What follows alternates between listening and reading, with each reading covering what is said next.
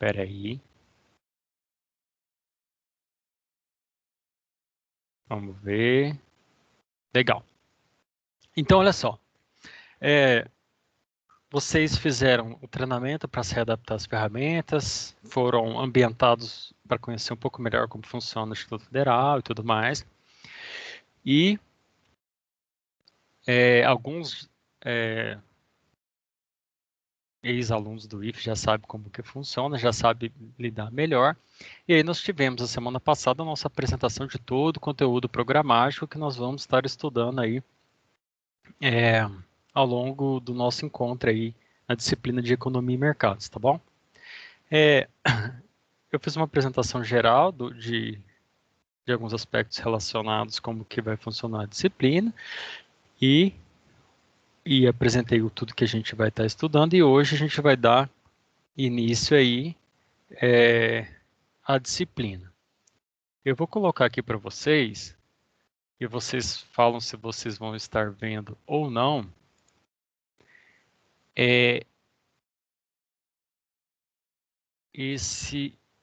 Essa tela, vocês estão vendo uma tela de apresentação para quem estiver acompanhando aí? Sim. Sim. Legal. Olha só, para quem não puder acompanhar visualmente, não tem problema, pode estar ouvindo. Essa apresentação, na verdade, é só uma organização que o professor cria ali para ele seguir um raciocínio durante toda a aula, tá bom? A primeira aula nossa, né, como conteúdo, a gente vai estar lidando com a história do pensamento econômico. E por que que é uma aula interessante? Porque é uma aula introdutória à nossa disciplina de economia. Então, a partir dessa aula, a gente vai eu vou estar habituando vocês sobre o que se trata todas essas questões econômicas, questões de mercado e tudo mais, tá? Então, uma aula que a gente vai recordar, ela tem bastante aspectos históricos, ela vai acompanhar durante toda aí uma linha no tempo aí da evolução toda da sociedade, para a gente chegar a entender como as coisas funcionam, tá? E a gente vai perceber que ao longo da história aí econômica, muitas coisas foram mudando, alguns conceitos foram ficando mais sofisticados e tudo mais, tá? Aqui está falando que alguém está esperando para ver. Deixa eu ver aqui, se tem alguém aqui de fora, que às vezes tem alguém tentando entrar aqui na aula. Só um instantinho. Deixa eu ver se eu tenho que ir para algum lugar aqui.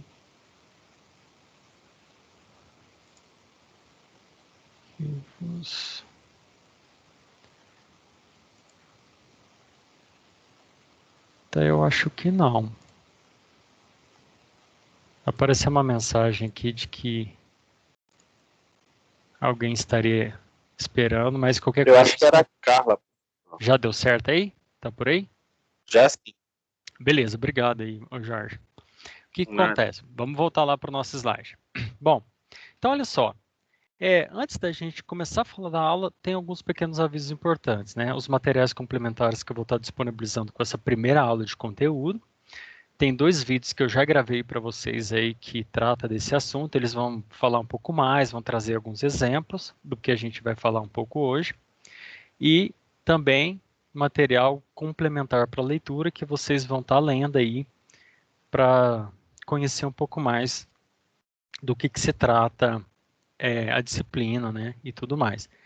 Tem 4 livros aqui que eu acabei consultando para a nossa aula, que é a História do Pensamento Econômico, do autor Robert Heilbronner, a História do Pensamento Econômico, com o mesmo nome de livro, só que outro autor, o Hunt, Economia Básica, o volume 2, do autor Thomas Sowell, e o livro da Economia, que tem diversos autores, que é um livro de coleção que ele traz pequenos tópicos ali sobre a disciplina de economia. Não aprofunde nada, mas ele serve muito para você ter uma organização de como passar os conteúdos, tá?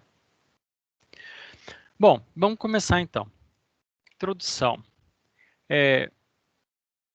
Há uma questão importante que a economia lida, né, é com uma questão da sobrevivência.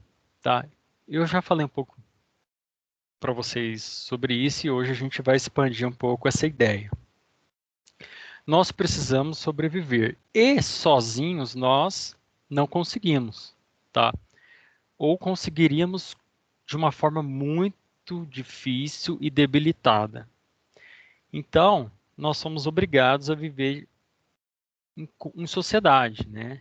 Por quê? Porque sozinho eu te solto ali no meio da montanha e você vai ter que arrumar seu alimento durante aquele dia. Então, daqui a algumas horas você está com fome. De onde que você vai tirar seu alimento? Que tipo de planta você vai poder comer? Que tipo de fruta? Que animal que eu vou precisar caçar? Para mim plantar alguma coisa, se eu souber identificar a planta, vai demorar alguns meses para estar colhendo. Onde que eu vou dormir? Como que eu vou me proteger do frio, do calor? Onde que eu vou conseguir água? Como que eu vou me proteger de possíveis predadores ou hostilidades diversas? Como que eu vou lidar com os meus problemas se eu tiver uma dor de cabeça? Como que eu vou lidar com a minha questão da vista, que eu preciso usar óculos? Então, o ser humano, ele é absolutamente debilitado, sozinho, né? Sozinho. Então, a gente precisa se juntar. Por que que a gente se junta? A gente se junta porque uma pessoa vai estudar matemática, outra pessoa vai plantar o milho, outra pessoa vai desenvolver programa de computador, outra pessoa vai gerenciar uma padaria, outra pessoa vai cuidar de animais, outra pessoa vai dirigir avião. Ou seja, numa sociedade, cada pessoa precisa dedicar-se a atividades diferentes. Então, nós temos a divisão do trabalho. Então, nós precisamos nos dedicarmos a atividades diferentes, porque aí todos ganham. Então, eu estou aqui na minha aula, né, hoje dando minha aula, mas eu não faço a mínima ideia de como é fabricado um computador.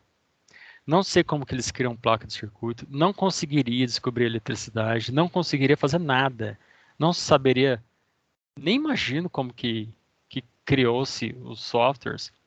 Eu não sei como produzir energia elétrica, eu não sei caçar, eu não sei fazer um monte de coisa. Eu não entendo, o que eu sei de química é muito pouco.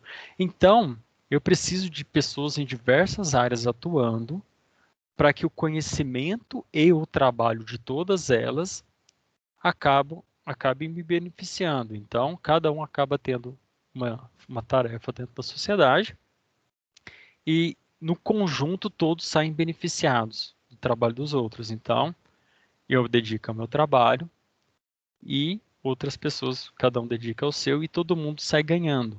Então, o problema da sobrevivência, né? Nós tivemos 3 formas aí de resolver ele, tá? Ao longo de toda a existência da história humana, encontramos 3 formas diferentes aí, né? 3 caminhos, dentro desses caminhos há algumas particularidades e tudo mais, mas 3 formas da gente sobreviver. Nós sobrevivemos em sociedade e quando a gente fala da sobrevivência, a gente precisa de alimentar e tudo mais. Então a gente precisa ver produtos e serviços oferecidos na sociedade, né? Então, uma das formas que encontraram foi a tradição. A tradição significa o seguinte: você nasce em uma condição, vive naquela condição, vai morrer naquela condição, seu filho vai seguir o seu caminho. Uma importante observação sobre isso: não há mudança no status quo, não há mobilidade social. O que significa essas coisas que eu falei? Você não tem como mudar a sua vida. Você nasceu daquela forma e você vai viver daquela forma porque não tem mobilidade social. Então, se você nasceu dentro do feudalismo como servo, você vai ser servo e por aí vai. Então, a sociedade ela é organizada de modo que cada um vai cumprir o seu papel. E você tem papéis muito bem definidos. Então, você tem os que tomam as decisões políticas, você tem a classe de guerreiros ou militar, você tem a classe de servos que está trabalhando, por exemplo, estou usando o sistema feudal como exemplo. Né? Existem outras sociedades que usam bastante a tradição que se destacaram. Se você pesquisar, por exemplo, a Índia, o sistema de castas é justamente isso. Você nasce numa casta e essa ligação, essa organização social, no caso deles, está muito ligada a questões religiosas, né? Com o hinduísmo e tudo mais. Então, o que acontece? A tradição, as pessoas, cada um faz aquilo que se espera, de acordo com o nascimento deles, e a sociedade produz os bens necessários para a sua continuidade. Você tem um modo que é a utilização da força, né? Eu vou explicar isso também no vídeo que eu já gravei. A força é a imposição das armas, né? Olha, você faz o que eu mando porque você não tem escolha. Simples assim. Eu tenho poder, eu sou mais forte, eu tenho pessoas que possuem armas, então eu determino o que deve ser feito. Se você não quiser obedecer, você tem a opção de sair, ser extraditado, ser preso, ser fuzilado. Tem várias opções. A força, os modelos de força, ele tem várias opções de lidar com os inimigos do povo, os inimigos do Estado, ou seja lá o que for, tá? Então, eu acho que o exemplo do Egito. Para construir as pirâmides do Egito, quem queria estar trabalhando naquela bendita pirâmide? Ninguém. Por quê? Porque quem que está querendo transportar pedras gigantes que pesam toneladas no deserto? Você vai ficar carregando pedra, pisando na areia quente, transportando no deserto, naquele calor? Ninguém quer fazer isso. E por que as pirâmides foram construídas? Porque alguém mandou e você só tinha a opção de obedecer. Então, é a imposição, né? Você usa o chicote, você obriga as pessoas a realizarem determinada tarefa, tá? E nós vemos vários casos, eu usei casos antigos, mas nós temos casos também mais modernos da imposição da força, do autoritarismo, né? Você chega e obriga a pessoa a executar determinados trabalhos. Você não é livre para escolher o que você quer fazer, você é alocado para realizar as tarefas. E o terceiro sistema é o sistema chamado sistema de mercado, que ele é bem simples. Cada um faz o que quer, tá? E você é livre e no final das contas todos saem beneficiados, tá? Então nós vamos ver na próxima aula que a gente estiver falando do conceito e vamos debater bastante sobre conceito de economia, falar um pouco sobre preços, né? Nós vamos falar que esses sistemas diferentes, eles estão lidando com da forma como você vai alocar os seus recursos, tá? A economia a gente estuda o uso dos recursos escassos, que tem diversos usos alternativos, né? Diversas formas de você estar utilizando. Então, o que acontece? No sistema de mercado, eu já me adianto, mas isso é uma coisa que a gente vai estar vendo no último slide, são 4 slides aqui nessa aula. O que se trata o sistema de mercado? Cada um faz o que quiser, né? E no final das contas, a sociedade acaba sendo beneficiada. Então, eu escolho ser engenheiro mecânico porque é mais vantajoso para mim. Eu gosto e é mais vantajoso financeiramente para mim. Cada pessoa dentro da sociedade de livre mercado escolhe aquilo que é mais vantajoso para ela. Ou seja, a pessoa tem a liberdade de escolher o que quer fazer da vida, né? E ela faz isso de acordo com os seus interesses. Então, mas a pessoa vai optar por aquilo que dá o melhor retorno financeiro? Não tem problema. Alguns optam por isso, outros acabam optando por alguma coisa entre um bom retorno e um desejo profissional, outras optam por apenas coisas que ela gosta mais e por aí vai. Então, através da escolha de cada um, né? E esse cada um está pensando em si próprio. Então, o padeiro de manhã, você vai na padaria de manhã e vai comprar o pão. O padeiro, a padaria, ela começa a funcionar 4h30 da manhã, 5 horas da manhã. Então, o padeiro, ele não está acordando de madrugada porque ele está pensando assim, nossa, eu quero colocar pão quentinho na mesa de todo mundo, porque eu estou preocupado com o café da manhã do pessoal do bairro e eu estou preocupado em oferecer. Ele não é por esse motivo que ele faz isso. Ele criou uma padaria porque ele está pensando no que é melhor para ele. Eu vou montar uma padaria, vou vender, vou pegar o dinheiro e vou fazer o que eu quiser com o dinheiro, que o dinheiro é meu e depois eu decido o que eu quero fazer. É assim que funciona. Então, o padeiro ele não está pensando exatamente no que precisa ser feito para agradar as pessoas. Ele está pensando nele. Ó, eu estou pensando se eu vou ganhar bem, se eu vou ter uma vida confortável e tudo mais. Só que ele sendo egoísta, vamos colocar dessa forma, ele acaba, mesmo sendo egoísta, ele acaba beneficiando a sociedade toda. Por quê? Porque não interessa se ele está sendo egoísta. O que interessa é que ele está oferecendo pão na cidade. E isso beneficia a cidade toda. E você tem que pensar que cada profissional e trabalho realizado segue o mesmo raciocínio. Então, a pessoa quer ser médica porque ela quer status, fez medicina, ela quer ganhar dinheiro. Não interessa. Interessa que quando eu estiver doente, eu não estou preocupado se ele está fazendo medicina por dinheiro, o que for. Interessa que quando eu estiver doente, vai ter alguém que vai me tratar, vai me medicar, vai acompanhar minha saúde, entendeu? Então, você imagina que dentro de uma sociedade complexa, onde há dezenas, centenas, milhares de profissões e trabalho, cada um pensa em si e cada um, pensando dessa forma, acaba oferecendo algo em troca para a sociedade, né? E nós vamos ver mais para frente uma questão relacionada à oferta e à demanda. E nós vamos ver que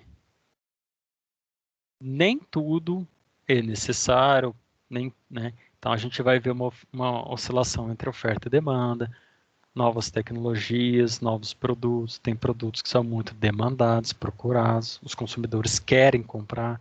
Tem produtos que perdem o interesse. Então, a pessoa que está produzindo, o empreendedor, o empresário, o industrial, ele está correndo muito risco. Por quê? Porque ele tem que ficar atento em oferecer algo que as pessoas queiram comprar. Porque se as pessoas não quiserem comprar, ele vai falir. Então, funciona dessa forma. E é claro que para a gente chegar num desenvolvimento de sistema de mercado, onde as pessoas são livres aí para poder estar escolhendo a forma como vão fazer as coisas, não foi um crescimento fácil, não foi simples, tá? E houve grandes dificuldades no transporte. Então você tem que ir para um outro país buscar mercadorias para vender do lado de cá. Então você tem que ter proteção, então contratar guerreiros, criar uma caravana em outro lugar, comprar o produto, trazer de volta, né? Você tem que providenciar alimento para todo mundo, né? Há problemas com medidas porque nas cidades de determinada região da França as medidas é de uma forma e nas cidades mais para cima é de outra. Então você não chegava assim e falava, me vê 1 metro de tecido, pessoal. Não existe isso. Por quê? Porque não existia 1 metro. Então me vê, falava alguma palavra. Isso é 64 centímetros e meio. E em outra cidade, a medida era 1,12 m. Então não havia unificação de moeda, de medidas, de pesos, de nada. Então era muito complicado esse nascimento, esse desenvolvimento comercial, porque cada cidade ela tinha um jeito. Então você ia comprar uma quantidade de grãos para comer, as cidades tinham medidas diferentes. Então era difícil. É claro que a gente chegou num consenso, né? E hoje metro é metro em qualquer lugar do mundo. Mas nem sempre foi assim. Você tinha os perigos constantes de o seu empreendimento falhar, de você ser roubado, de perder a mercadoria. Tem vários perigos, né? E também diversos paradigmas foram mudando ao longo do tempo. Paradigmas assim, as pessoas elas tinham uma forma de interpretar determinada coisa e ao longo do tempo esses conceitos foram se alterando, foram se sofisticando, foram ficando mais completos ou foram completamente alterados. Então, esse nascimento, esse desenvolvimento do comércio ao longo do tempo foi sofrido, tá? Não foi nós que somos bastante privilegiados no sentido de observar que hoje as coisas estão mais fáceis, é porque antigamente, quanto mais você vai recuando no tempo, mais difícil era tudo. Tudo. Não era só comer, não. Tudo era mais difícil, né? Então, hoje nós usufruímos de uma quantidade muito grande de bens, produtos, há mais facilidade, há melhores oportunidades. Foram feitos vários ajustes para que as coisas se tornassem melhores, né? Procurando atingir a todos. E houve mudanças conceituais, então você vai ver que houve alterações na forma de se enxergar a terra, o trabalho e o dinheiro. Tá? Então, às vezes você olhava a terra como apenas um espaço físico e isso serve para plantar, mas a terra ela poderia ser vendida, coisa que era muito difícil de acontecer, porque o senhor feudal não precisava vender terra. Então, as concepções poderia ser alugado. Então, as concepções ao longo do tempo foram mudando a respeito de vários aspectos, tá? Então, o sistema de mercado ele foi sofrendo processos, um processo gradual, e ele vem surgindo e desenvolvendo há muitos milênios, né? Há muitos milênios. Então, você pega desde os inícios da civilização, onde nós conseguimos domesticar os animais, né, para poder usufruir da carne, da pele, do pelo, do leite, do que for. Conseguimos cultivar algumas plantas que forneciam os grãos, cereais, trigo, milho, o que for, tá? E nesses processos havia os primeiros comércios. Então e como que os antropólogos conseguiram descobrir rotas comerciais de milênios? Porque eles percebiam que tinham pedras que só existiam na região da Pérsia, Irã, lá longe. E eles encontraram várias de coisas que eram apenas daquela região, eles encontraram lá na Palestina, lá no Egito. Isso significa que havia um comércio, porque alguém pegou de um lugar e levou para outro. E eles começaram a desvendar muito desses comércios e começaram a perceber que haviam produtos que eram fabricados em determinadas regiões e se encontraram em outras, através de escavações e tudo mais. Então, o comércio ele foi a trancos e barrancos, muita dificuldade e também muita resistência se desenvolvendo, tá? E ao longo do tempo também, só para a gente encerrar esse primeiro slide, houve diversas modificações, tanto de organizações políticas, surgimento de novas tecnologias e as mudanças de paradigmas, como eu já citei, né? Então você tem o fim do Império Romano, você tem os feudos, que o território romano ficou todo fragmentado e os senhores feudais se organizavam para defesa contra invasões e ataque de outros senhores hostis ou bárbaros, o que for. Então, desses feudos, posteriormente surgem os estados nacionais, que é quando começa a surgir os países como nós conhecemos hoje. Então, França, Alemanha, né? Eu estou simplificando um pouco, né? Que cada ponto desse é um mundo de informação e estudo, tá? Então, surgem os estados nacionais. Então, aos poucos foram ocorrendo mudanças políticas, inclusive econômicas. Nós vamos estudar hoje ainda sobre o mercantilismo, nós vamos falar um pouco sobre isso. O mercantilismo era a forma de pensamento econômico predominante, né, durante a época ali das navegações, tá? Onde você já tinha ali os estados nacionais estabelecidos. Então, há mudanças de tecnologia.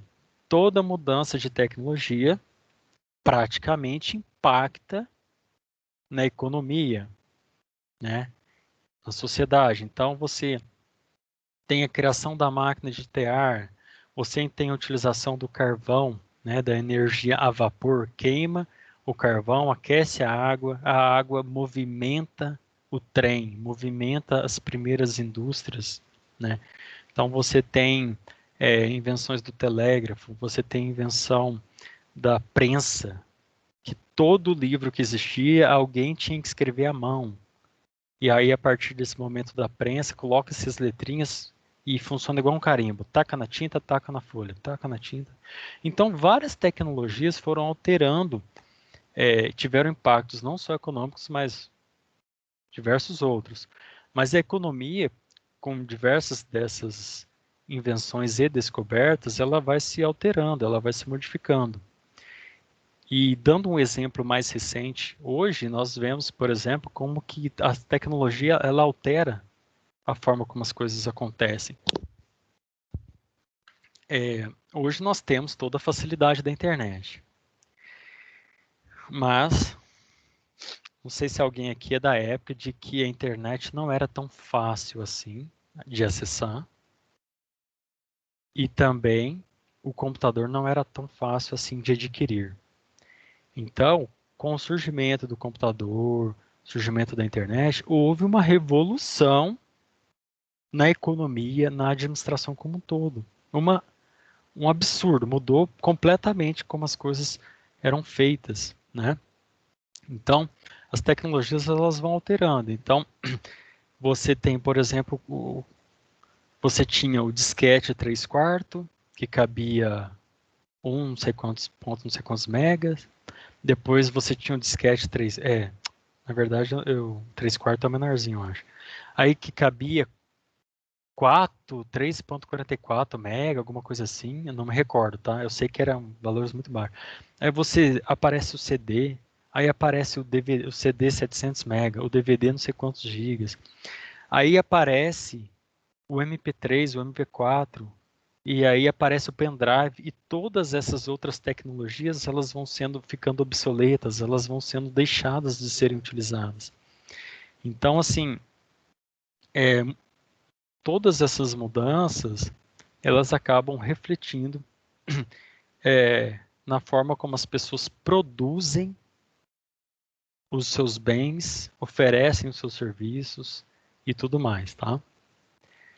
Bom, eu coloquei o último tópico aqui, a riqueza das nações, que eu vou falar no último slide, mas é só para fechar o conteúdo do primeiro livro que eu utilizei, que eu organizei dessa forma, a apresentação.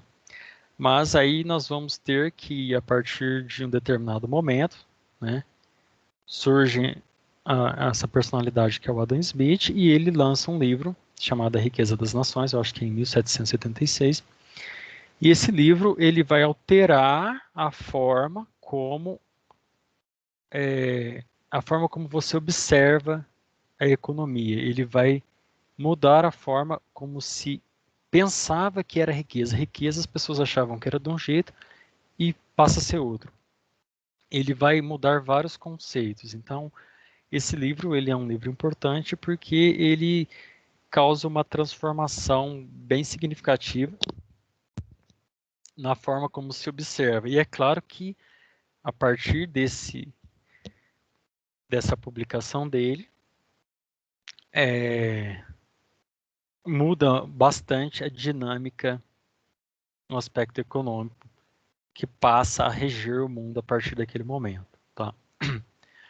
Bom, antes de eu seguir aqui para o próximo slide, eu já pus o próximo slide e tem alguns pontinhos importantes que eu trouxe de um outro livro, que é só para a gente começar. O objetivo dessa aula é vocês justamente imaginarem e entenderem o que se trata, né, da economia, por que a gente chegou onde a gente chegou, como que era, que mudanças que ocorreram, né? Então nós temos que entender esse progresso ao longo do tempo, tá? Então hoje, se você comparar hoje a forma como nós vivemos hoje, é imaginável há alguns séculos atrás. Então hoje nós temos, mesmo se você tiver uma baixa renda, você tem um padrão de vida muito melhor do que muitos reis e imperadores, tá? Muito melhor. Porque hoje a tecnologia para cuidar da sua saúde é muito melhor do que naquela época. Então, eletricidade, não tinha eletricidade. Então você teria que acender tochas. O ventilador substitui uma pessoa te abanando o dia todo.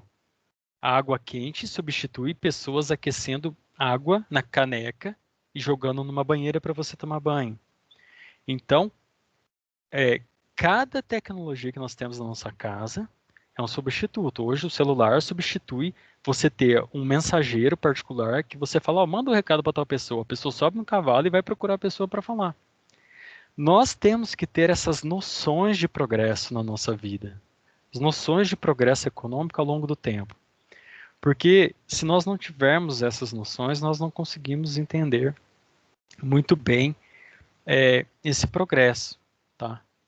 Então, hoje nós temos condições muito boas em relação ao nosso passado. A vida sua, provavelmente, você conta com alguns benefícios, com algumas facilidades que seus pais talvez não tiveram acesso. E os seus pais talvez contaram com um momento que eles viveram que seus avós não tiveram oportunidade. E à medida que você vai regressando, você começa a enxergar melhor como que as coisas foram melhorando ao longo do tempo, tá? Eu queria saber se até aqui está tudo certo, se a gente pode prosseguir aí conversando aí sobre outros pontos relacionados à disciplina de economia. Então hoje eu estou apresentando para vocês, eu estou introduzindo para vocês um contexto do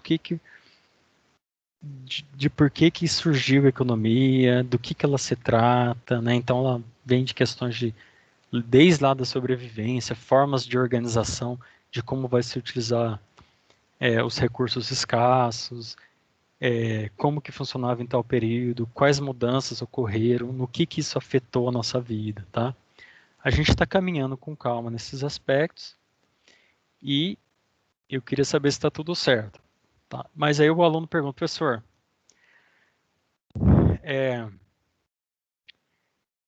eu tenho que decorar isso? Não, pessoal, isso não se decora.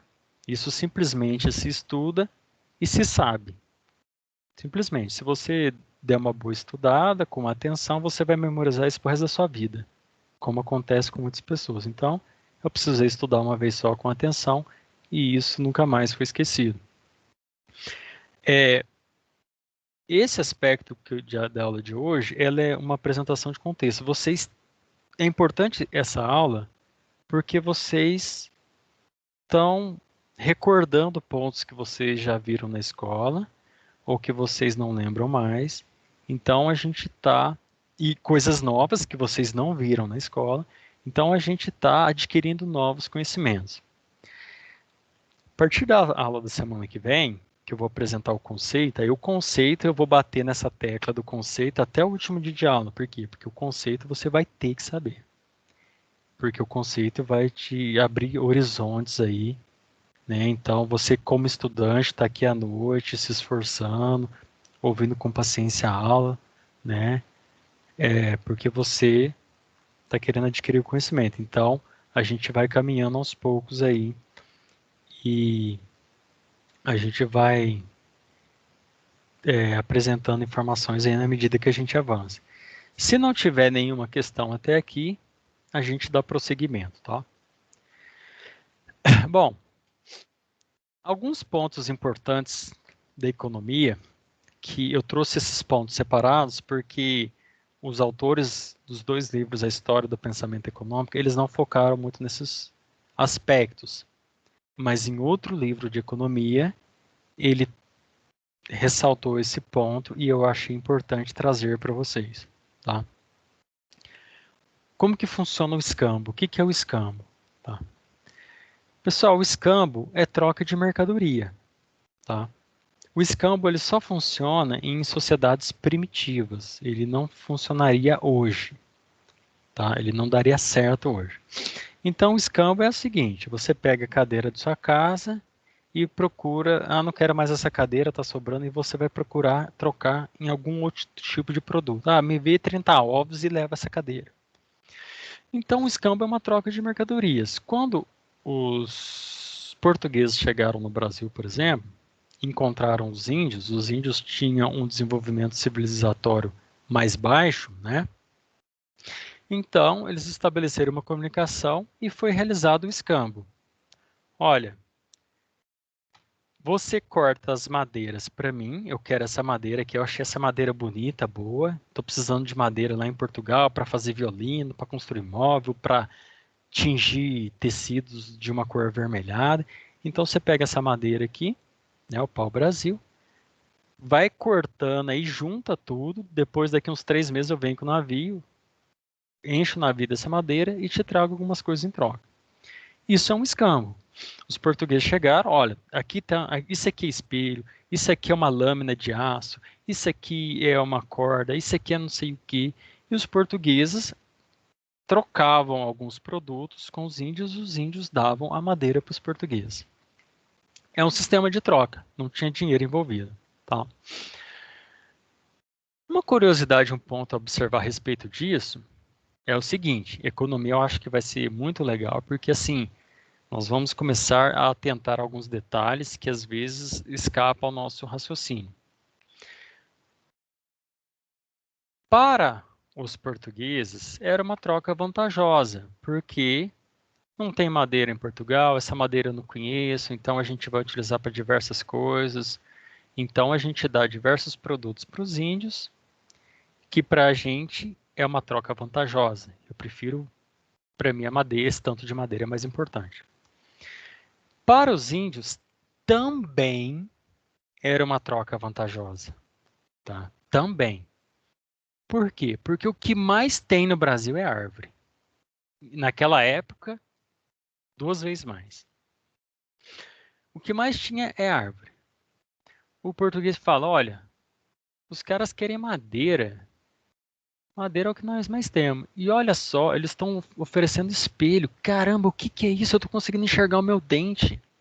Estou enxergando o meu rosto. Isso é novidade. Nós nem sabemos como que eles fabricaram isso. Estamos interessados em espelho. Estamos interessados nessa corda que a gente não sabe fabricar. Estamos interessados em outros produtos.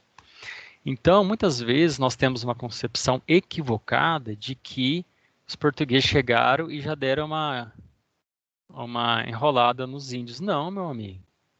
Os índios estavam tendo uma troca muito vantajosa para eles também. Tá? Então, o escambo funciona dessa forma de trocas. O escambo hoje é impossível, porque se você pegar em São João da Boa Vista escambo, nossa, é impossível. Por quê? Porque você vai ter que saber fazer alguma coisa para trocar com alguém. Tá, eu assei no meu forno, eu produzi 30 canecas de cerâmica, mais ou menos, né, lá essas coisas, e você vai ter que ir para a praça, e na Praça de São João vai ter 70, 60 mil pessoas, e você vai andar por todas essas pessoas oferecendo seus produtos.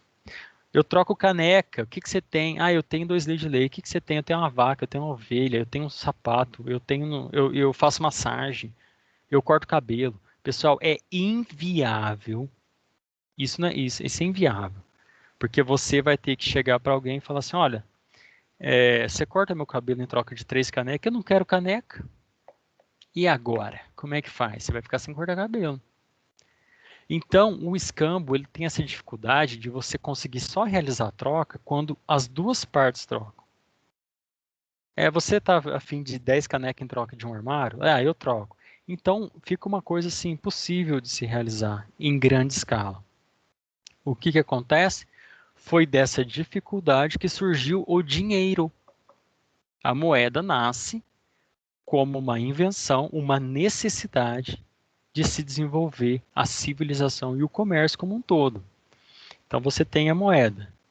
E aí a moeda funciona da seguinte forma, olha, isso aqui a gente entra num acordo, tá? A gente estabelece que a moeda tem um valor para todo mundo. E aí fica mais fácil fazer as transações comerciais. Por quê?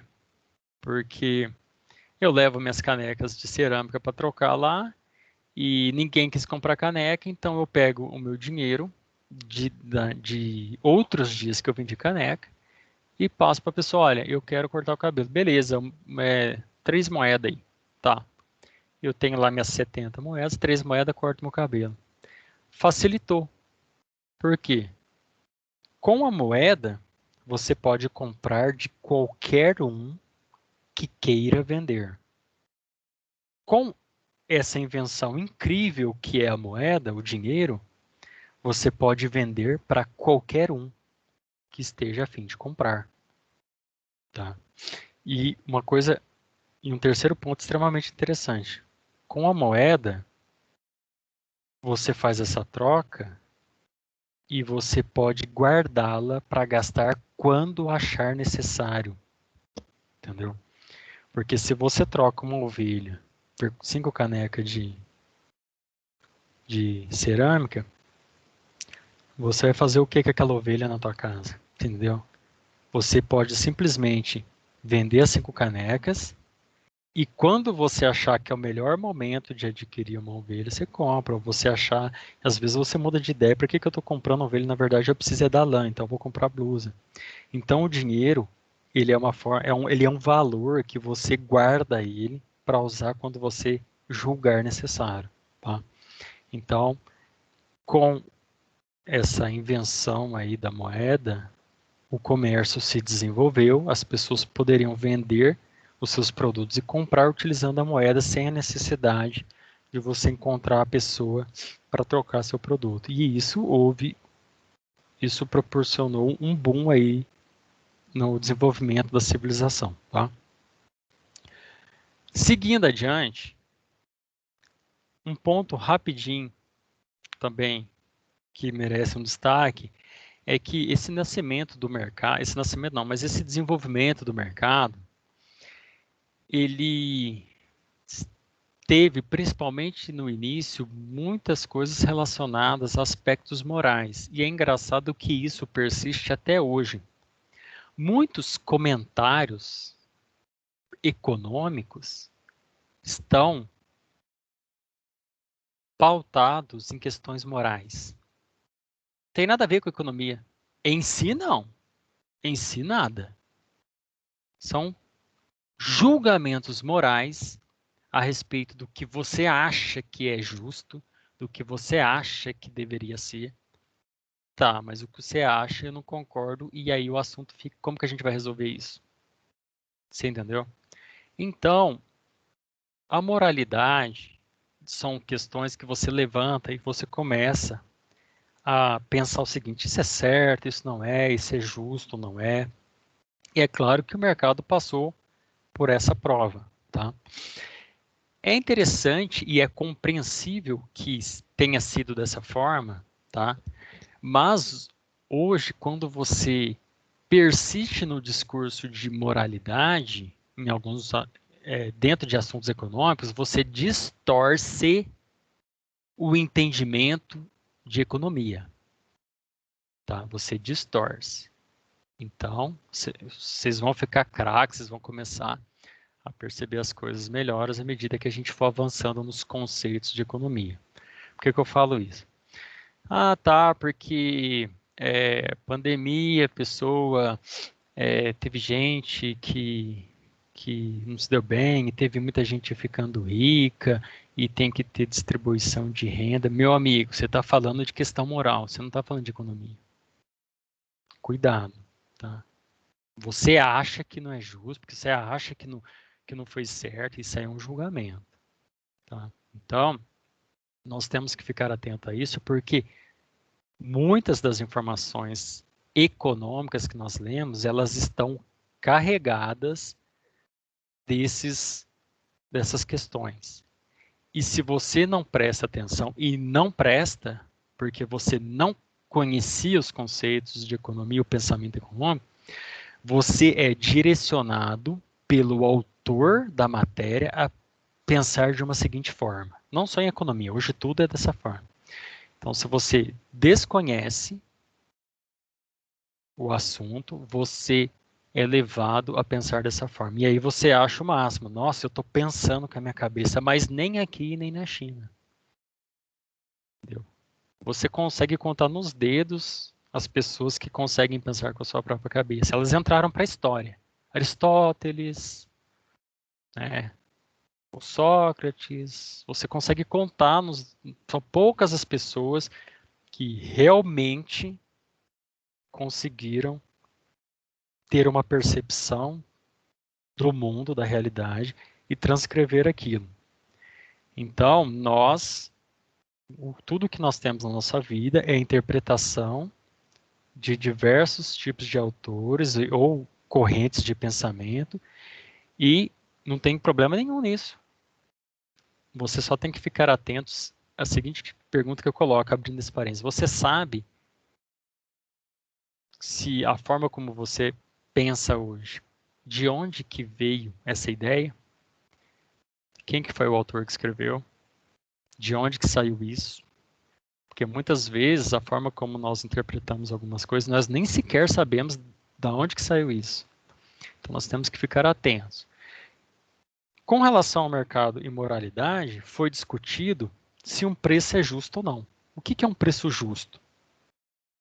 Né? E aí, como eu já adiantei para vocês, isso é uma questão de um julgamento. Houve um julgamento, né, uma percepção moral do que é justo. Bom, por que isso? Porque no início desse desenvolvimento do comércio, as pessoas pensavam assim, olha, sobre o preço da mercadoria. Né? Será que é justo uma pessoa comprar um determinado produto por 10 moedas e vender por 80? Isso é errado, isso é imoral, isso é o pecado da ganância, isso não sei o quê. Então, quando você pega, por exemplo, no período da Idade Média, grandes autores, inteligentíssimos autores, como Tomás de Aquino, ele fez algumas reflexões que permearam, passaram dentro da área de economia. Tá? E não tem problema nenhum ele ter feito isso. Isso é compreensível. Então, o mercado estava surgindo e ele estava pensando no o que seria certo ou não para dentro do mercado. Tanto que um dos vídeos que eu vou disponibilizar para vocês, ele fala de um assunto dessa forma. Era comum reflexões assim, será que é certo eu fazer determinada coisa? Isso é ético? Isso é correto? Então, é interessante você ver que você pega uma área diferente e ela faz uma interseção, ela junta-se em algumas partes com outras áreas. Então, juntou com a economia e saíram importantes reflexões dali. Tá? Então, para o Tomás de Aquino, ele entendia perfeitamente a importância do comércio, sabia que era importante para a sociedade, as pessoas terem as mercadorias que elas precisam para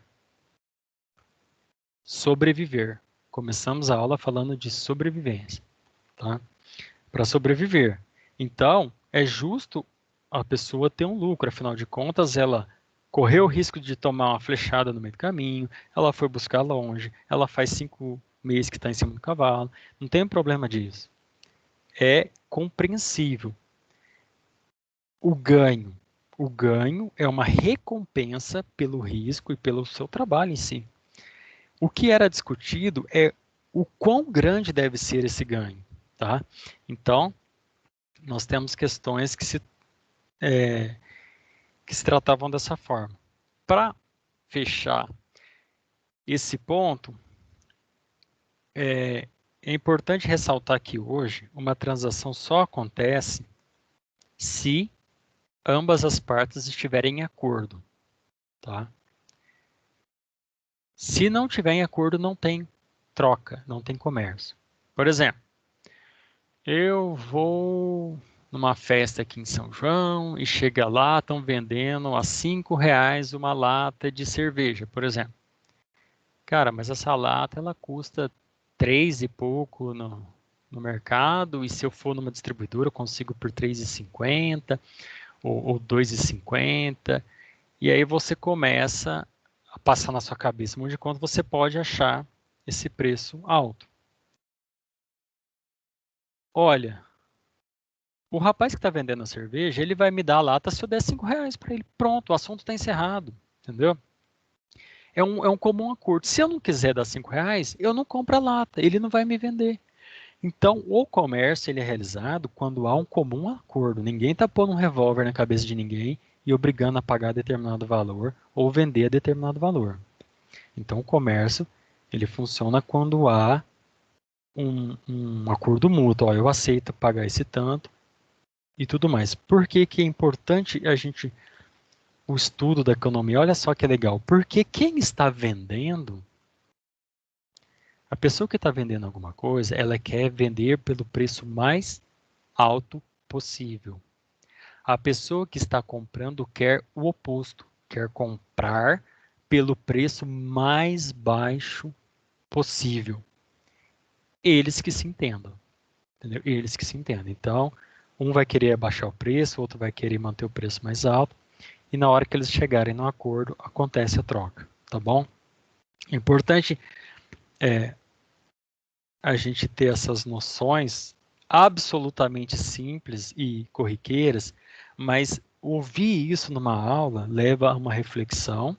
Eu estou falando, vocês estão pensando, vocês estão atentos a tudo que está falando e vocês começam a enxergar as coisas a partir desse conhecimento que vocês tinham, mas vocês não tinham parado para absorver isso, refletir de uma forma mais cuidadosa, né? É claro que, né, existe a lei da oferta e da demanda, que a gente vai estudar sobre, né? Se a pessoa está cobrando um preço muito alto, ela não consegue vender, porque existe concorrência também, né? Então, se você não começar a diminuir seu preço, você não vai achar consumidor. Então, há um equilíbrio, e esse equilíbrio a gente vai falar mais para frente. Direitos de propriedade, tá? Direito de propriedade significa o seguinte: você trabalha e você quer o que em troca? Um ganho pessoal, algum benefício. O direito de propriedade privada garante de que o que você ganhou é seu e não do outro. O que ganhou é seu e não do Estado. Se bem que hoje todos nós compartilhamos a nossa renda, parte da nossa renda, para sustentar o Estado, né? Governo, justiça, polícia, rodovia, escola, funcionário público e mais 1 milhão de coisas que está dentro desse bolo aí. Então, hoje todos nós, por lei, deixamos parte do nosso ganho pessoal com o Estado. ICMS, IPI, imposto de renda, taxa, estacionar linhas zona azul, zona verde, entre outras coisas, tá? Mas uma parte vem para mim. Então, essa parte que é minha, eu posso utilizar para adquirir propriedade. Olha, esses 200 metros quadrados é meu. Foi difícil de conseguir e eu vou fazer com ele uma casa futuro que eu quiser, porque essa propriedade me pertence. Essa discussão, ela é antiga. Aristóteles já falava disso há uns 25 séculos atrás, né? 2.500 anos atrás. Então, não vou me aprender isso, mas as discussões da propriedade também sempre permearam sobre formas diferentes e possíveis. Esse negócio aqui vai ser da galera ou esse negócio aqui vai ser meu? Entendeu? Esse negócio vai ser coletivo ou vai ser meu? Aristóteles acreditava que, de preferência, as propriedades devem ser privadas porque você trabalhou, é mérito, você faz o que você quiser. Então, aquilo ali é seu. Porque, segundo ele, as coisas que são coletivas acabam que as pessoas não assumem responsabilidade e ninguém cuida, né? É o seguinte ditado: cachorro, como é que é? Cachorro que tem muito dono morre de fome. E eu concordo com Aristóteles, tá? Então, eu acho que assim a gente tem que entender o que deve ser meu e o que deve ser, o que pode ser da galera, tá? Então, é uma discussão antiga, mas muito interessante. E aí a gente parte para o último ponto aqui que eu destaco. Deixa eu ver se é o último. É o último. Último ponto a respeito. Um último ponto importante que merece um destaque, que é o seguinte: bancos e letra de câmbio. Os bancos eles surgiram na Itália, no norte ali da Itália, e funcionavam da seguinte forma: você tinha cidades que se destacavam pelo comércio, como Gênova, Veneza e tudo mais. Veneza, por exemplo, era uma importante cidade marítima, e aí como é que funcionava? Ó, eu preciso pegar um barco, sair de Veneza, e eu vou até ali a Palestina pegar umas coisas que a galera tá vendendo ali. Oliva, óleo, pele de carneiro, o que for, madeira, o que tiver, o que estiver vendendo ali, sal, e vou trazer para cá. Só que tem um problema. Eu não tenho dinheiro para ir lá buscar. Eu preciso de alguém para financiar esse trabalho, tá? Então eu preciso pegar o barco, contratar e pagar os marinheiros, abastecer de comida, abastecer de água, trazer uns guarda-costas no meio para proteger o barco e a mercadoria. Eu vou lá, vai ser algumas semanas de viagem, vou ter que voltar e vou ter que vender. Como que eu faço para fazer isso se eu não tenho todo o dinheiro? Então o banco surgiu com isso. Olha, tinha um pessoal mais abastado que ficava em praças públicas sentadas em bancos. E a partir daí a gente tem o início do que é o banco primitivo, uma espécie de banco primitivo. A partir dali surge essa ideia de banco. Olha, você não tem dinheiro, beleza. Eu te dou esse dinheiro que você precisa e você me devolve o dinheiro com um acréscimo. Eu te dou esse dinheiro que você precisa e você me vende metade desses bens pelo preço tal. Então foi dessa forma que foi se desenvolvendo o que hoje nós entendemos como banco, né? E a letra de câmbio nada mais é do que um documento, né, que comprova que houve um acordo entre quem emprestou o dinheiro e quem recebeu o dinheiro. Ó, o banco não chega, a pessoa não chega e fala assim, olha, toma tantas moedas aí, o cara pega, põe no bolso, sobe no cavalo e some. E vai morar lá na Alemanha. Não é assim que funciona. Então, olha só, vou te prestar tanto de dinheiro, você vai assinar aqui que pegou o dinheiro, você vai colocar a tua casinha como garantia de pagamento igual é hoje. É claro que sofisticou-se absurdamente o dinheiro, o banco e tudo mais. Mas as coisas nasceram assim, olha, se você sumir com o meu dinheiro, eu vou pegar a tua casa, teu terreno e tudo mais.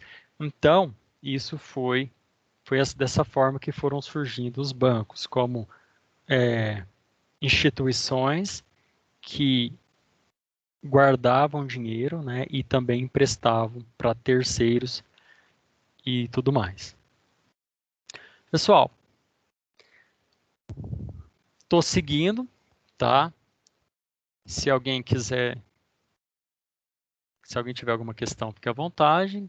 Se não tiver, eu vou seguindo, tá? Já são 10h05, a gente pretendo seguir mais uns 20 aí minutos para a gente estar encerrando.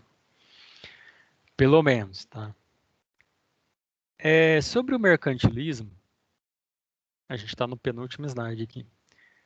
O mercantilismo, ele foi um período, ele ocorreu durante um período histórico no qual você tinha uma concepção do que era riqueza, do que era economia, como que as coisas funcionavam. E o mercantilismo ele durou um bom tempo, tá? Ele durou alguns séculos aí. E foi a partir da publicação de Adam Smith, eles colocam assim como uma data simbólica, né? Foi a partir do livro do Adam Smith que o pessoal falou, olha, o mercantilismo, a gente precisa evoluir, mudar o paradigma de como a gente enxerga a economia. E o rapaz escreveu no livro, e ele escreveu, e a gente viu que ele tem razão, e a gente ficou pensando aqui um tempão, e chegou, e não é que o rapaz está certo? Foi mais ou menos isso que aconteceu com a riqueza das nações, entendeu? Então, o Adam Smith, ele faz uma separação aí importante, né? Com ele surge a economia clássica. Ele não foi o primeiro pensador econômico, ele não foi o primeiro a escrever sobre o assunto, né? Já existiam escolas econômicas como os fisiocratas e entre outros, mas ele teve essa notoriedade. O mercantilismo, ele tinha sua preocupação com a balança comercial favorável. Isso significa o seguinte, a gente tem que exportar mais do que importar. É isso que significa, vende mais do que compra, tá? Isso é o significado de balança comercial favorável. Até hoje persiste a ideia de que se a balança comercial é favorável, é bom. Depende. A resposta é justamente essa, depende. Pode ser que sim, pode ser que não. Não é só pelo fato de que eu estou comprando mais do que vendendo que isso é algo ruim, porque depende de muitas coisas. Pode ser que eu esteja comprando máquinas, matérias-primas e a economia esteja forte e pungente, entendeu? E não é só porque eu estou vendendo que as coisas estão boas. Porque eu estou vendendo matéria-prima, eu não crio valor no produto, eu não agrego valor. Então eu vendo minério de ferro, que é muito mais barato do que vender o aço. Porque se eu vender o aço, eu vou pegar o carbono do carvão, vou juntar com minério de ferro, vou tacar no fogo, vou deixar tanto tempo, tanta temperatura, tanta quantidade de carvão e ferro, e vou produzir o aço. E o valor do aço é muito maior. Você ganha muito mais dinheiro vendendo o produto já mais processado. Sempre foi assim. É mais barato você vender laranja do que você ganha mais vendendo o suco bonitinho do que vender só laranja, né? In natura, como a gente fala. Então, a balança comercial favorável era uma coisa muito buscada pelos mercantilistas. Eles tinham, portanto, foco nas exportações. E para isso, o controle do Estado, o controle burocrático, sempre foi muito grande nesse período. O Estado ele procurava incentivar a exportação e dificultar a importação. Alguns produtos fabricados por outros países, eles colocavam altas taxas de impostos, né, na alfândega. Então, isso era justamente para dificultar a importação. O negócio chega aqui tão caro que desanima de você comprar. Então, foi dessa forma que durante o mercantilismo os governos criavam dificuldades para importar e procuravam exportar com mais facilidade. Alguns produtos considerados estratégicos também ficavam sob a supervisão do Estado. Então, o governo chegava a proibir a exportação de determinados produtos. Está proibido, a gente não vai vender para nenhum país, porque era um recurso estratégico. Então, isso fica só aqui. O nome que se dá quando o governo, né, ele começa a criar dificuldades para os produtos de outros países entrarem, chama-se protecionismo. Protecionismo é quando os governos começam a criar dificuldades para as pessoas colocarem seus produtos aqui dentro. Então, você começa a taxar os produtos externos, dificultando a importação. E você acredita que adotando essa forma, você vai estimular a produção interna de determinado produto. Tá? Pode ser que sim, pode ser que não. Como o mercantilismo era voltado para exportação, isso significa que os produtos têm que ser o mais barato possível.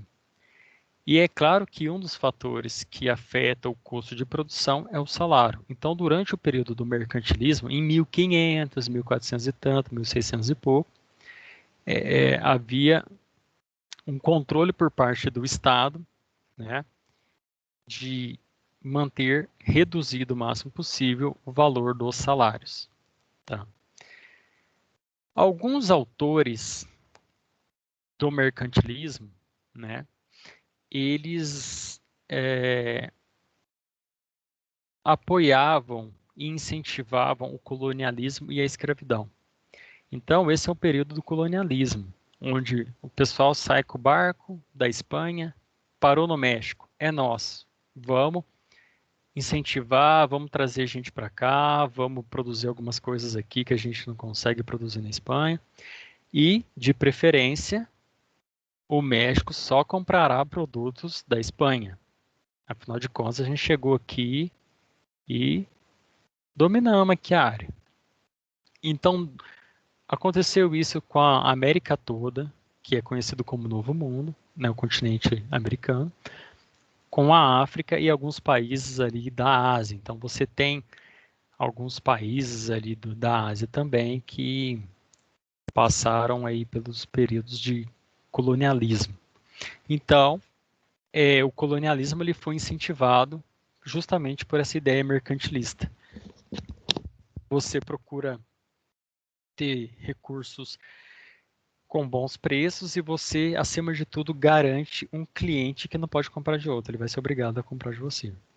E alguns autores do mercantilismo defendiam também a escravidão, porque eles viam a escravidão como uma fonte de mão de obra barata, tá? Então, e alguns defendiam esse absurdo todo, tá? O mercantilismo, ele visava o aumento do poder dos países, do poder nacional. Então, para o mercantilismo, era imprescindível você juntar dinheiro, acumular ouro. O mercantilismo fala que você tem que ficar juntando prata, ouro, metais preciosos, jogar tudo num cofre e guardar isso aí, porque isso é riqueza. Eu estou ficando rico, estou juntando recursos, está tudo aqui guardado nesse quartinho, né? Um mundo de gente vigiando e guardando.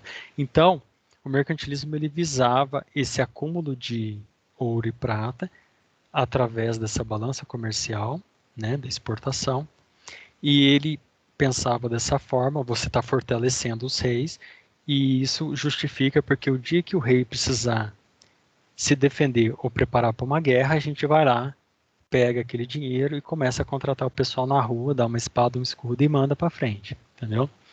Então, o mercantilismo ele tem como objetivo esse aumento do poder nacional.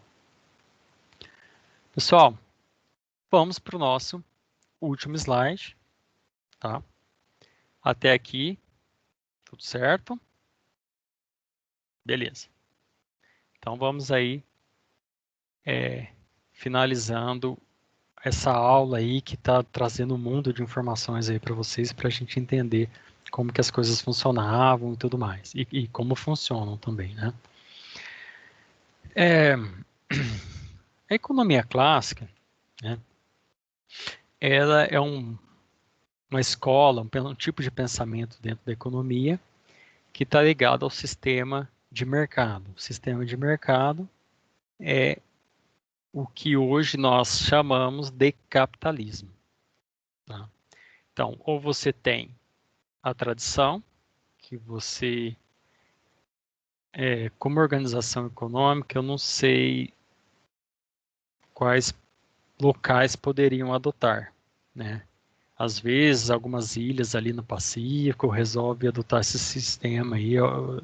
Então, é um sistema que funcionou em alguns lugares por muito tempo, funcionou durante o período feudal também, né? Na Índia também, etc., mas não se utiliza. E você tem duas opções. Você tem o controle da produção, do planejamento, todo na mão do Estado, socialismo, Eles definem o que vai ser feito, quanto que vai custar a pele de carneiro, eles definem tudo, o que vai ser produzido, o que eles vão fazer com os recursos. E você tem um sistema de mercado, né, conhecido como capitalismo, no qual você é livre para fazer o que você acha que deve fazer e procura uma vida melhor para você. Você é responsável por essa procura do seu próprio desenvolvimento, do seu próprio ganho pessoal. Então, economia clássica, ela é uma economia que estuda e está sustentada ali em cima do sistema de mercado, do livre mercado, tá? Nós vamos ter uma aula mais para frente que a gente vai passar, eu vou trazer mais informações, eu vou jogar aí alguns materiais para vocês, jogar assim, modo de falar, vou trazer alguns materiais para vocês lerem, e aí vocês vão conhecer um pouquinho melhor essas perspectivas de sistemas de mercado. Então, a riqueza das nações, do Adam Smith, ela mudou muitos paradigmas que se tinha na época. Diferente do mercantilismo. O mercantilismo, nação é o seguinte: rei. O rei está cuidando do país, a nação é a preocupação com o rei. Com o Adam Smith, a nação não é o rei. A nação é o rei, o padeiro, o pedreiro, o camponês, é todo mundo. Então, esse livro do A Riqueza das Nações, ele expandiu de que uma nação não deve focar na figura do rei, mas deve focar em todo o conjunto de pessoas que vive sobre aquele território, aquelas leis, aquela bandeira, o que for.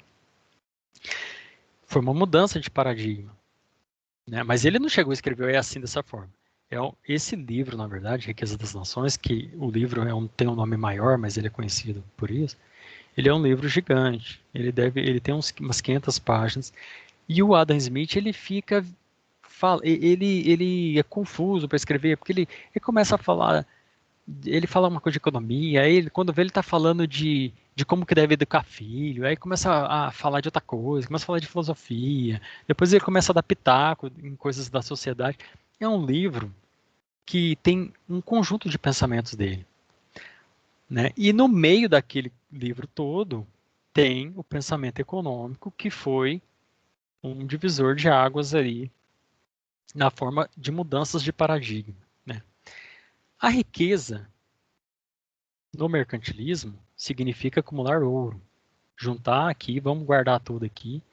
E a riqueza, os mercantilistas pensavam da seguinte forma: como que a gente vai transferir dinheiro para o nosso cofre? Através da exportação, entre outras coisas. Então, é uma transferência. O dinheiro, a riqueza é o ouro e é uma transferência para um lugar seguro. Então, isso é riqueza. Adam Smith fala: riqueza não é acumular ouro. Riqueza é você evoluir a sociedade disponibilizando de um aumento na qualidade de vida de todos os habitantes daquele local. Isso é riqueza, porque não adianta o rei estar com o dinheiro no cofre ali e as pessoas estarem em condições de pobreza, dificuldade, passando fome. A Desmir falou: não, rico é um país onde as pessoas têm recursos, onde as pessoas têm bens, onde as pessoas têm propriedade. Isso é riqueza. O Adam Smith, ele chutou o balde e ele mudou completamente a forma como se enxergava a riqueza. Entendeu? E isso mudou tudo, isso mudou tudo. Entendeu? Então, o Adam Smith, além disso, ele falava que é o seguinte: olha, riqueza não é uma questão de transferência, é uma questão de geração.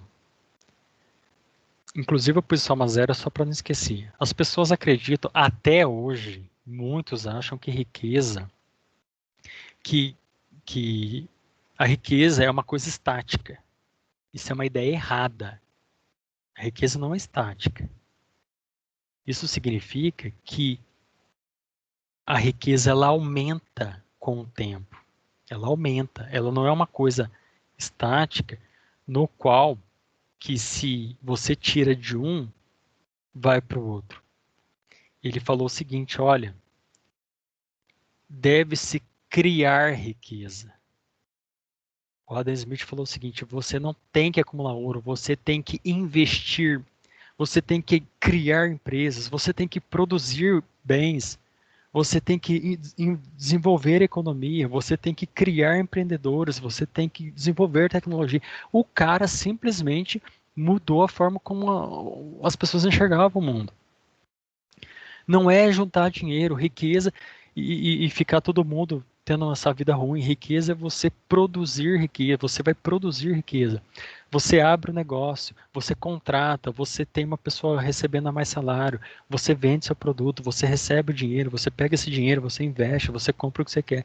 Então, ele deu uma visão diferenciada do que realmente é riqueza, tá? E essa questão da soma zero é uma coisa que persiste porque é o seguinte, a pessoa acha que para uma pessoa ser rico, tu tem que ser pobre. Isso é um engano. Não é assim que funciona. Tá? Ai, porque eu sou pobre porque o outro é rico. Mas nunca. Só que esse é um tipo de pensamento que predomina. Muitas pessoas acham que é assim. Não.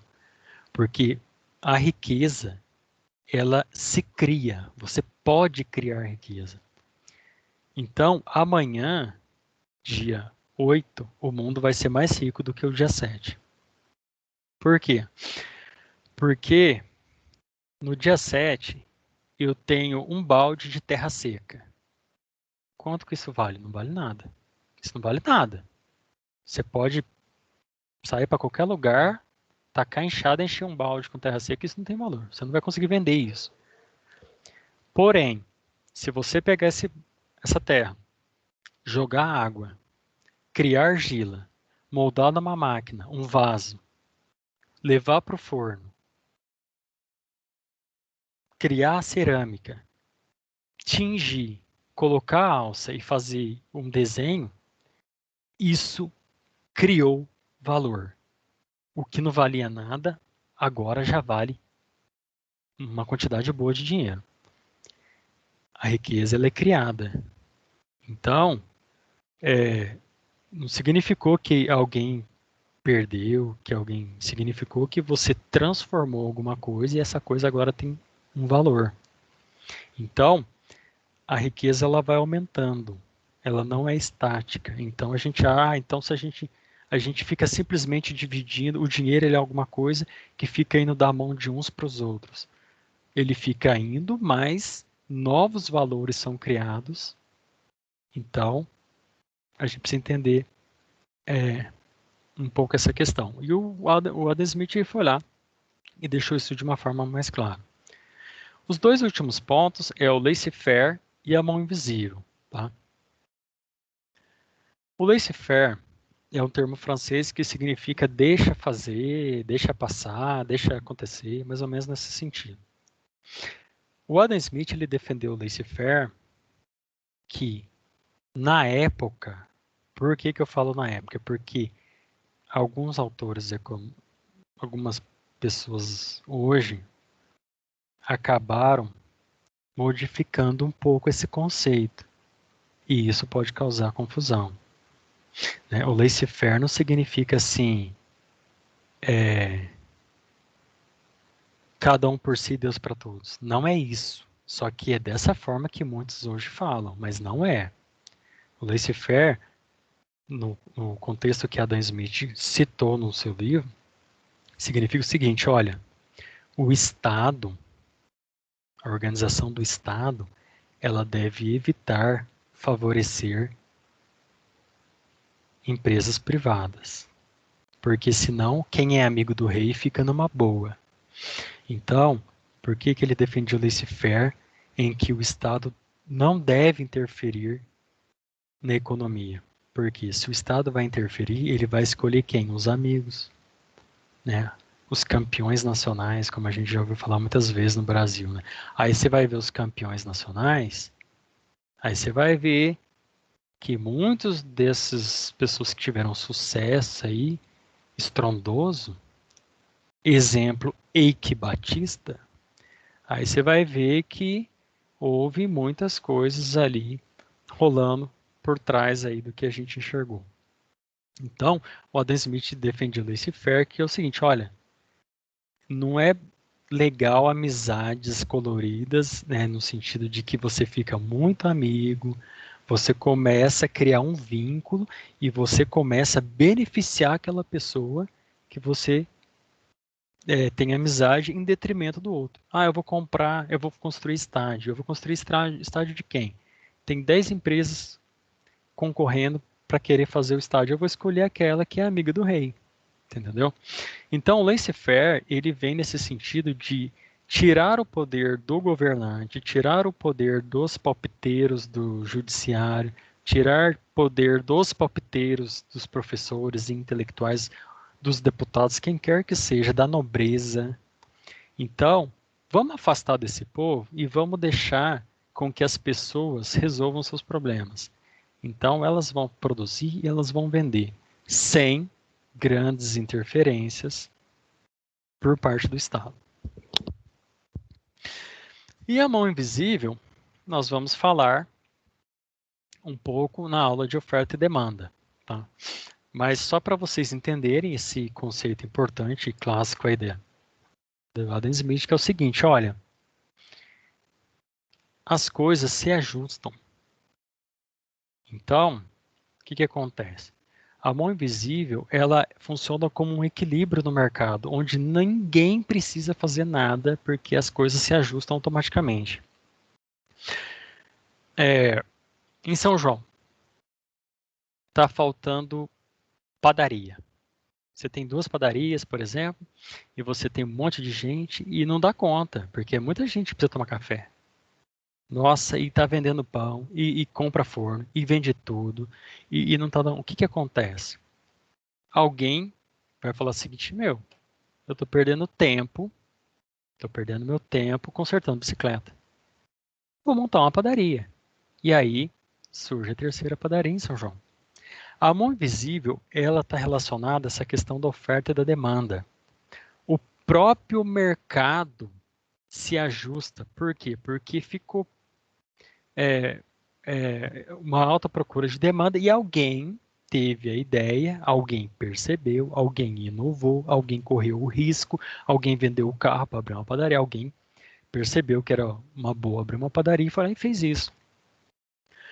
Pessoal, alguém precisou vir lei do governo? Não.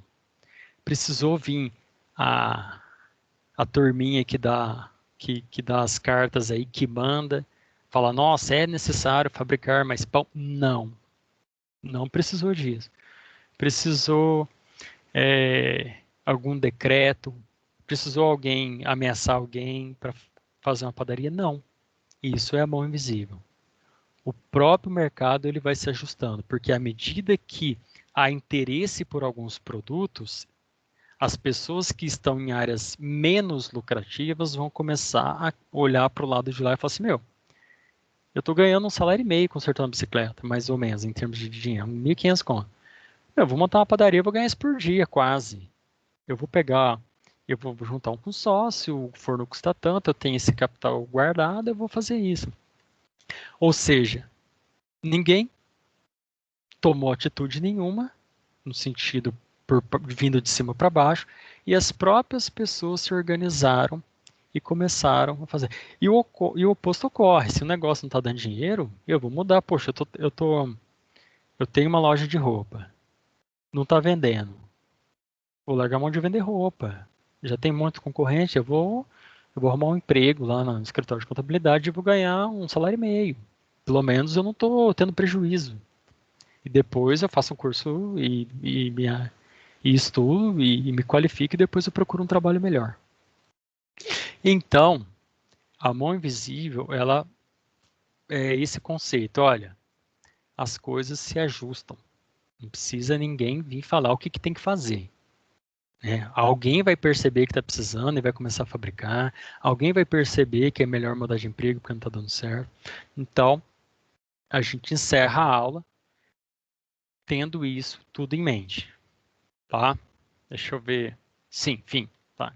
Depois eu acabei separando uns links depois que eu vou disponibilizar para vocês. Deixa eu fechar minha apresentação. Gostaria de convidá-los aí nesse momento para saber se como é que anda as coisas. Deixa eu ver os comentários, que eu estava olhando para os slides e não acompanhei o nosso bate-papo aqui. Vamos lá, hoje teve bastante participação. Sim, Nayane, a aula vai ser salva e ela vai ser disponibilizada. Professor, não disponibilizou ainda. Vou disponibilizar, vou deixar bem bonitinho, mudou para vocês e vai ficar. Vocês vão ter acesso a tudo, tá? Fica tranquilo. Professor, a aula e o slide vão ser disponibilizados no Moodle? Sim. Verdade, o povo tá bravo no Twitter. O Brasil. O povo tá bravo no Twitter. O Twitter eu adoro Twitter, né? Eu tenho perfil em Shadowban. Eu fui banido do Twitter. Ninguém viu o que eu escrevo, né? O Twitter achou melhor evitar os comentários. Não tem problema. Eu continuo acessando os outros, né? Engraçado. Mas o Twitter... perdi também um Twitter, né? Uma conta, né? Não, eu vou ter que aprender como criar uma conta nova, porque é uma palhaçada esse Twitter. Mas, gente, vamos focar aqui. É uma questão interessante, pessoal. A gente está encerrando, mas é importante a gente refletir sobre isso. 11 novas pessoas, eu não vi essa informação, tá? Se depois, quem quiser me mandar o link, alguma coisa, eu não vi essa informação ainda. Pessoal, qual o problema de ficar rico? Nenhum, pelo amor de Deus. Eu, como professor, falo, tá? Felizes e abençoados sejam essas novas 11 pessoas que ficaram ricas, tomara que eles sejam felizes, tá? Nós costumamos, em meio cultural, a não ter muitos bons olhos para as pessoas que têm sucesso. Tom Jobim, um famoso músico brasileiro, já dizia que o sucesso pessoal no Brasil é uma ofensa. O que isso significa? Que se você começou a se dar bem na vida, parece que os outros ficam irritados. Tá? É claro que desde que seja de uma forma honesta, não tem problema nenhum. Durante esses períodos que nós estamos vivendo, né, lockdown, fecha comércio, abre comércio, vai na missa, não pode ir na missa, tem que usar mais e tudo mais. Eu não vou entrar nesse assunto, porque é por causa desses assuntos que eu entro de sola no Twitter e os caras me bloqueiam. É o seguinte, olha, alguns comércios ficaram bem na fita durante a pandemia. Você sabia, por exemplo, que a construção civil está muito bem, obrigado? Que o preço do ferro aumentou absurdamente, que o preço do alumínio, que o preço das esquadrias, que o preço de qualquer coisa que você põe na tua casa aumentou, que o preço da madeira subiu absurdo. Por quê? É um setor que está aquecido nesse contexto que a gente está vivendo. Do lado oposto, você tem muitas empresas fechando, quebrando, pequeno. Eu tenho muito dó. Eu falo isso porque o meu está garantido, né? Não é só por causa que o meu está garantido que eu não me preocupo, né? Inclusive, o meu discurso não é o discurso da minha, entre aspas, categoria. Minha categoria tem um pensamento diferente da minha e tal. Mas o que acontece? Eu lamento muito que eu sei que muitas pessoas estão sofrendo e eu tenho meus questionamentos a respeito das eficiências e da forma como as coisas acontecem, tá? Mas como no Brasil cada governador e prefeito decide o que quer, então bola para frente. O que acontece? O setor, por exemplo, de construção civil aqueceu, está muito bem, está vendendo bastante, então há um enriquecimento. O pessoal está ganhando dinheiro com isso. Tá? Durante a pandemia, eles acreditavam que ia diminuir o consumo de materiais de construção. O pessoal ficou em casa, alguns recebendo auxílio, aí o pessoal olhou assim, mas já que eu estou em casa mesmo, vamos dar uma arrumada naquele telhado? Já que eu estou em casa, vamos reformar. Ou seja, ninguém esperava por essa reação. A indústria dos materiais de construção, eu conversei segunda-feira com um rapaz que o pai dele é dono de uma indústria de alumínio. Porque o alumínio tá...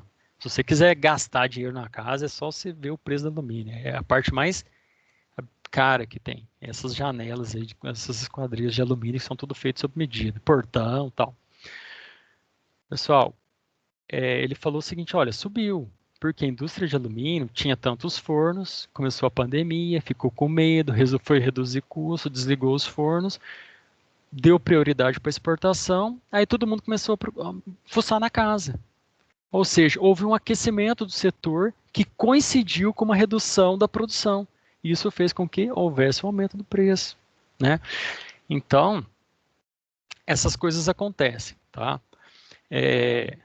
Depois eu vou ver se eu leio a respeito disso, mas assim, nós não é só por causa que 11 pessoas ficaram bilionárias que os outros empobreceram, tá?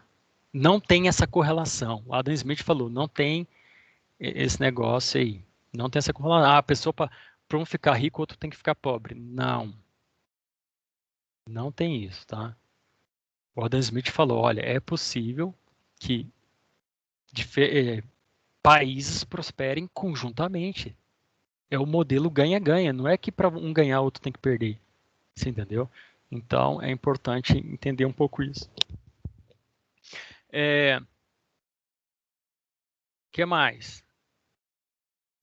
Que mais? Alguém colocou alguma coisa aqui que eu não entendi o contexto, mas tudo bem.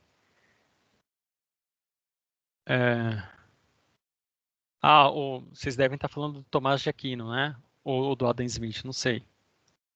O Isaac colocou aqui, não era religioso, aí um falou que era pregador. Tomás de Aquino. Tomás de Aquino, ele foi um filósofo muito inteligente, escreveu sobre diversas coisas e também, entre essas coisas, ele analisou alguns aspectos da economia, tá? Aristóteles e tal, até hoje é caro, preço sobe, o Twitter resolveu acabar com o perfil. Com certeza. E eu e o Twitter, nós temos uma briga antiga, mas depois eu vou descobrir como criar uma conta nova. Mas meu objetivo principal é só acompanhar as notícias mesmo, tá, pessoal? Bombando, o pessoal do apartamento de engenharia não consegue dar conta de tanta planta para analisar. O Jorge postou alguma coisa aqui, né, referente aí, comentário interessante, né? O pessoal da engenharia não está dando conta de tanta planta para analisar, tá? O problema é que os preços das coisas subiram muito por causa... Não é por causa da mão invisível. A mão invisível, ela explica que as coisas se ajustam. No caso aí, a gente está falando da oferta e da demanda. A gente vai ter uma aula sobre isso. Pessoal, se todo mundo está querendo comprar, e vamos supor, você aqui, pessoal, fica mais 2 minutos aí, não vai embora não. Se você está aqui e você tem alguma coisa para vender, o que você vai fazer? Você vai vender com a maior margem de lucro possível. Entendeu? E como você consegue boas margens de lucros? Porque se você tem 3 unidades e tem 3 compradores, é uma coisa, mas se você tem 3 unidades e você tem 10 pessoas querendo comprar, o que você vai fazer para separar quais são os 3 compradores que você quer? Aumentar o preço. Você só tem 3 unidades, você quer vender pelos 3 que estão dispostos a pagar mais. Isso é natural. Tá? Nós vamos estudar isso. Na próxima aula a gente vai voltar um pouco nesse raciocínio, mas a gente vai ter aula só sobre essas questões, tá? Se tem muita gente querendo comprar, o preço naturalmente sobe. E o que acontece com quem está produzindo? Vai produzir mais porque, afinal de contas, o negócio está bom de vender. Pessoal, preciso encerrar porque senão a conversa vai longe. Já são 20 para as 11. Agradeço todos vocês pela participação, por estarem presentes aqui na aula, tá? E vou encerrar minha aula aqui. Se alguém quiser fazer uma última pergunta, fique à vontade. Professor, eu queria perguntar, mas estava tarde, não tem problema. Pode deixar para a aula que vem, pode perguntar no plantão, pode fazer o que vocês acharem melhor, tá bom? Dou-lhe uma, vamos encerrar então. É só boa noite agora. Vai escrevendo boa noite, professor. Boa noite, fica com Deus todo mundo aí. A gente se vê na próxima aula. Beleza? Plantão estarei no horário combinado, se alguém quiser conversar sobre alguma coisa. Bom descanso, boa noite. Vocês viram que o assunto economia tem pano para manga, né? Muita coisa para falar. Boa noite, pessoal. Pode ir saindo, viu?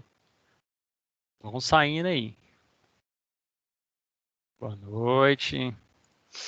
Boa noite. Até mais, pessoal.